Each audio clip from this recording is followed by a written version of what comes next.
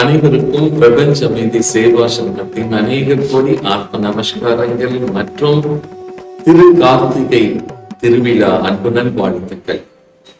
கார்த்திகை அன்று நம்முடைய இல்லங்களில் தீபங்கள் ஏற்றி மகிழ்ச்சியை நாம் பகிர்ந்து கொண்டாடுவதோடு நில்லாமல் நம்முடைய உள்ளங்களில் இருக்கின்ற இருள் என்ற அஞ்ஞானத்தை, அறியாமையை போக்குவதற்கு நாம் ஒவ்வொருவரும் இந்த புனிதமான நல்ல நாளை பயன்படுத்தி நம் உள்ளத்திலும் தீபம் ஏற்றி எப்பொழுதும் பிரகாசமான மனநிலையில், பிரகாசமான வாழ்க்கை நிலையை நாம் பிறருக்கு ஒரு உதாரணமாக ஆக்குவோம்.